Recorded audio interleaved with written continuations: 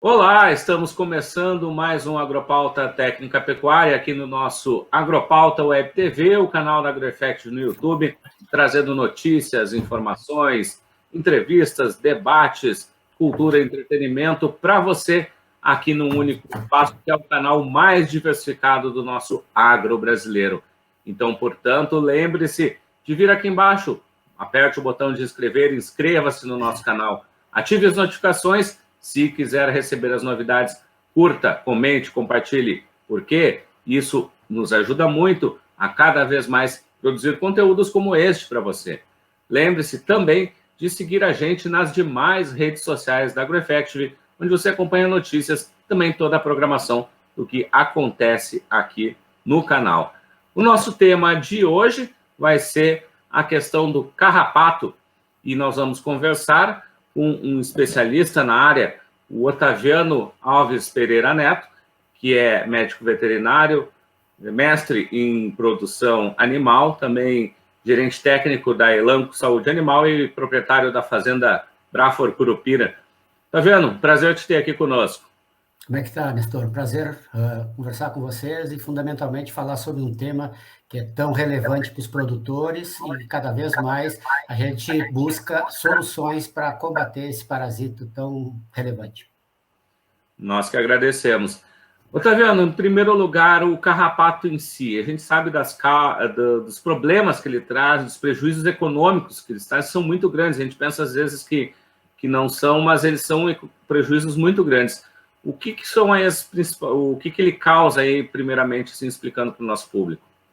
Bom, Nestor, o carrapato ele é um ácaro e ele faz a sucção de sangue durante o seu período de vida e ele vive mais ou menos no lombo do animal, numa média de 21 dias, entre 20 e 22 dias. Nesse período ele se alimenta de sangue. Ao se alimentar de sangue, ele também injeta saliva durante esse processo. Então, tem o parasitismo pelo consumo do sangue, e quando ele coloca saliva através da alimentação, ele também inocula os agentes da tristeza parasitária, tanto a babésia como o anaplasma. Então, eu tenho duas perdas que vão levar à anemia, por consumo de sangue e por destruição das células sanguíneas, fazendo com que o animal, muitas vezes, tenha perda de produtividade, estraga o couro, evidentemente, e muitas vezes a tristeza parasitária é causa de mortalidades bem elevadas, não só no Rio Grande do Sul, como no Brasil inteiro. Bom, a gente sabe também que existem aspectos, né, como o clima também, como a questão também de épocas do ano, né? Quais é que são as incidências mais comuns aí nesse sentido? Esse parasito, ele, como eu comentei, ele tem duas fases de vida. Ele tem uma fase de vida que a gente chama de vida parasitária, que são 22 dias, mais ou menos, no lombo do animal, e aí clima, época do ano não interfere tanto, mas ele tem uma outra fase que a gente chama de fase de vida livre, que pode ser menos de um mês até 6, 7 meses no pasto. Isso vai ser muito dependente de temperatura e umidade. Dias muito frios fazem com que o carrapato diminua essa atividade e os ovos não vão eclodir as larvas, e também períodos muito secos.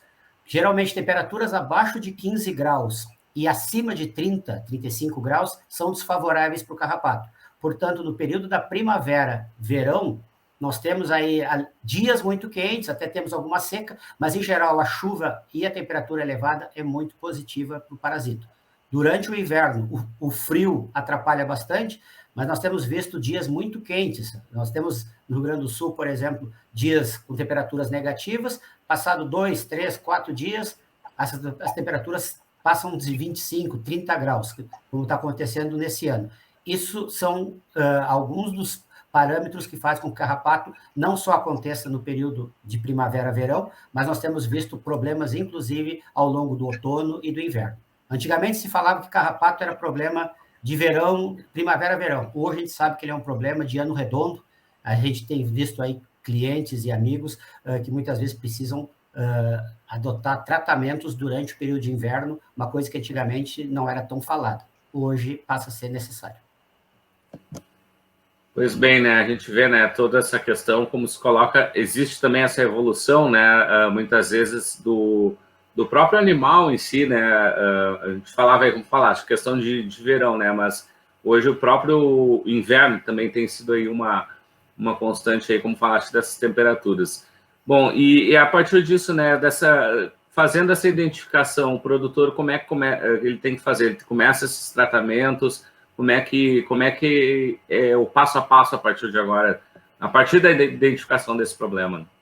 Bom, uma coisa importantíssima, Nestor, que o produtor, ele primeiro, evidentemente, nós temos muitos produtores que são técnicos, que são agrônomos, veterinários, zootecnistas, mas também nós temos muitos outros produtores que não são, têm até outras formações, ou até mesmo nunca tiveram uma formação acadêmica, mas é fundamental que ele busque assessoramento para entender que não adianta pensar apenas em matar o carrapato. Matar o carrapato é uma parte do processo do controle dele. Por muitos anos existiram carrapaticidas e até produtos injetáveis que funcionavam muito bem. Só que com o passar do tempo, o carrapato ele vai sendo selecionado e aqueles carrapatos que não morrem por uma determinada droga vão reproduzir e os seus filhos igualmente vão ser resistentes. Isso está levando cada vez mais à necessidade de conhecer o carrapato, ver como é que está o ambiente onde esse carrapato está, para montar programas de controle que envolvam o animal, o ambiente e o parasito. Dessa forma, a gente tem melhores condições de resolver o problema. Se a gente pensar em só aplicar produtos olhando para o animal, até uso uma expressão que é bem corriqueira, que é a gente fica secando gelo. Vai dar por alguns dias, nós conseguimos manter os animais limpos, só que se nós não mexermos na estrutura da infestação da pastagem, passado uma semana, por exemplo, se eu faço uma pulverização com organofosforado e um piretroide, passados 7 dias eu já não tenho mais poder residual desse produto. E se eu tenho muito carrapato no ambiente, a tendência é essas larvas subirem e começa o processo todo. Então eu preciso usar hoje produtos que quebrem o ciclo quebrando o ciclo do parasito, eu vou diminuir a infestação da pastagem, ao mesmo tempo que eu mantenho meus animais sem carrapatos. É um procedimento que precisa não só olhar para o animal, mas precisa olhar para todo o contexto da fazenda, e mesmo dentro de uma mesma fazenda, eu posso ter pastos completamente diferentes em termos de infestação. Portanto, eu não tenho uma receita de bolo. Não é o que o meu vizinho faz que eu vou fazer, vai dar certo. Na minha própria propriedade, eu posso ter um campo que é mais infestado, outro é menos infestado, e as estratégias de controle poderão ser, inclusive, diferentes na mesma propriedade, quiçá em propriedades diferentes. Por isso, a gente precisa do assessoramento e, sem dúvida nenhuma, a gente tem muitos técnicos aí no mercado que podem nos ajudar. Perfeitamente. E falaste ali, né, da questão até dos próprios remédios em si, em relação aos combates, né? Também tem que sempre ter em mente a questão de dosagens, né? Não fazer ter uma dosagem que não seja tão pequena, mas também não seja tão grande, ter a dosagem certa, e isso, claro, que o especialista ele vai saber muito melhor do que daqui a pouco querer fazer uma aplicação por fazer, né? Exato, e Nestor, uma coisa muito importante quando a gente fala de produtos, todos os produtos eles são potencialmente bons.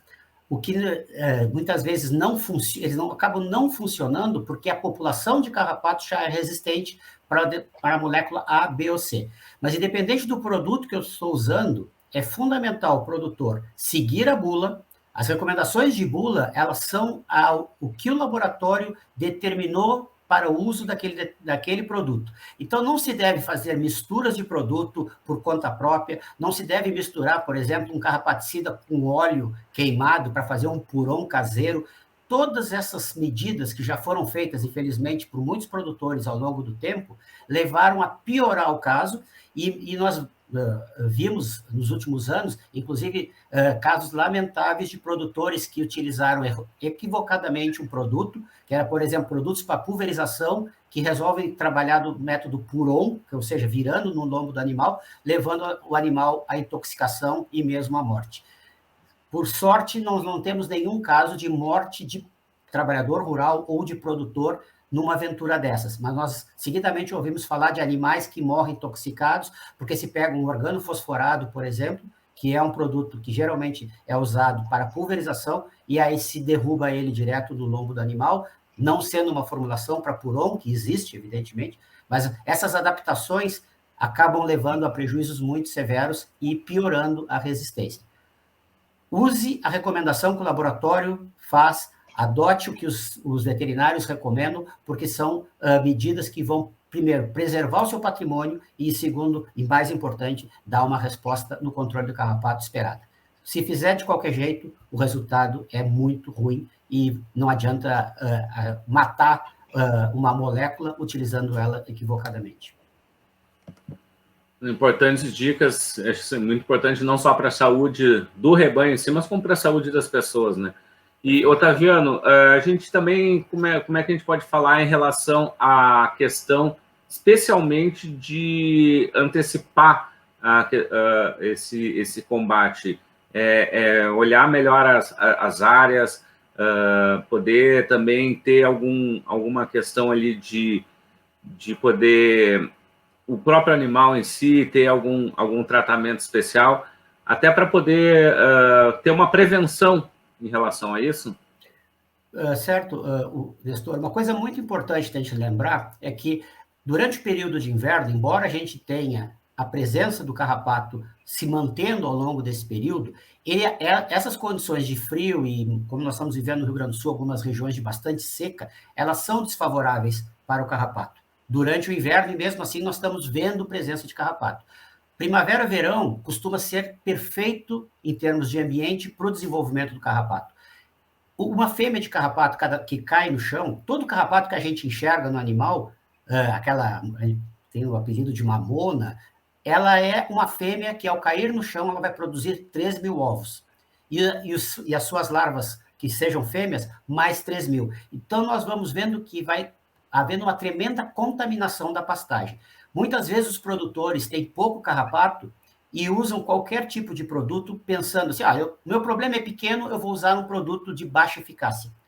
Na verdade, o produto que é pequeno hoje, o problema que é pequeno hoje, e aquele produto até pode fazer um atendimento bem paliativo, vai aumentando e chega lá no próximo outono, março, abril, as infestações são muito grandes. Porque eu não fiz o dever de casa agora. Os controles de carrapato feitos agora, na entrada da primavera, são os mais efetivos.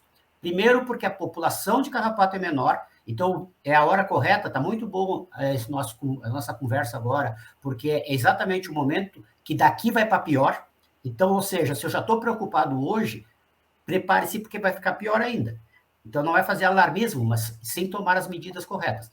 Hoje está complexo, vamos trabalhar os produtos certos da forma correta, porque se eu não fizer o correto hoje, daqui a 3, 4 meses vai estar muito pior, porque é como se fosse uma escada.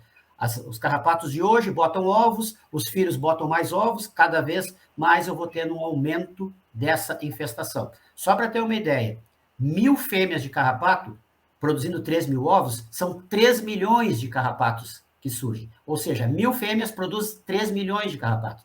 Mas não tem animal que tenha 1.000 carrapatos. Em alguns casos até tem. Mas se eu tiver 50 bovinos com 20 carrapatos cada um, eu estou falando de 1.000 carrapatos caindo e produzindo 3 milhões.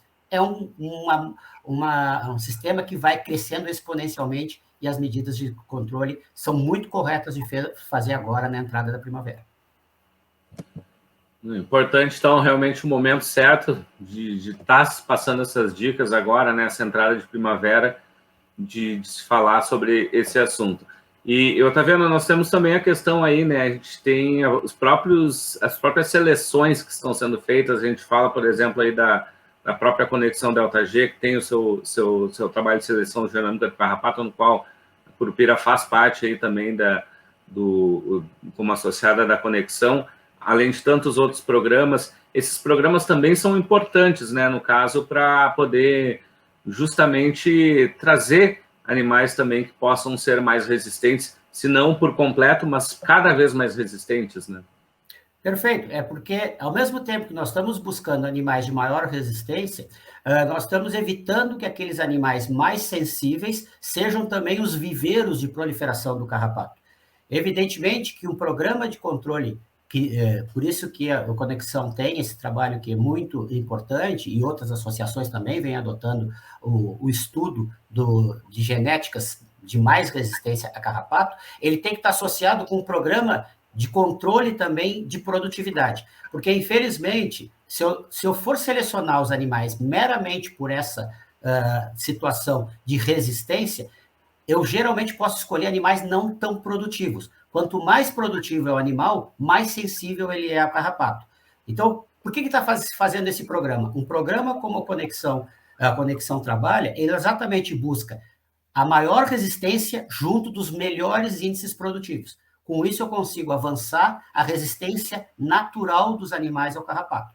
Existem, dentro de uma população de indivíduos, eu tenho indivíduos muito sensíveis, muito resistentes. Eu tenho que buscar nos mais resistentes aqueles de alta produtividade, mas também que o carrapato não tenha um impacto tão violento sobre o seu organismo.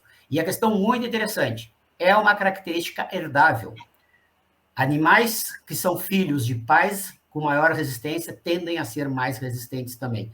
Com isso, eu vou melhorando a resistência do meu rebanho, e por isso que eu falava ao início, não adianta a gente olhar só para veneno, só para o tratamento, a gente tem que olhar o ambiente, o animal que está em cima, geneticamente mais adaptado e com mais resistência natural, e, evidentemente, os programas que a gente vai adotar para cada ambiente corretamente. Com isso, eu vou... Carrapato, a gente, lamentavelmente, não consegue extinguir o problema. Nós temos é que controlar e trabalhar com ele no mínimo de infestação que não cause prejuízos econômicos ao meu sistema de produção. Eu conseguindo fazer isso, eu tenho os resultados mais efetivos possível, e os programas de melhoramento genético vêm ao encontro disso, trazendo uma ferramenta fundamental, que é touros melhoradores, principalmente. Evidentemente, eu posso fazer isso para vacas também, mas touros melhoradores que vão impactar num grande número de fêmeas, principalmente se entrar num programa de inseminação, onde um touro reproduz com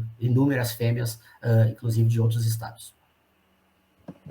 A gente fala muito da questão do gado de corte, o gado de leite também, né? Acho que tem algum tempo tem esses problemas, né? Inclusive afetando a produção leiteira, né? E é muito interessante essa questão, Nestor, porque quando nós falamos do gado leiteiro, primeiro, tanto holandês, Jersey ou pardo suíço, que são as raças mais comumente criadas europeias para o leite, muitas vezes, da onde vem o sêmen que é trazido para inseminar essas vacas?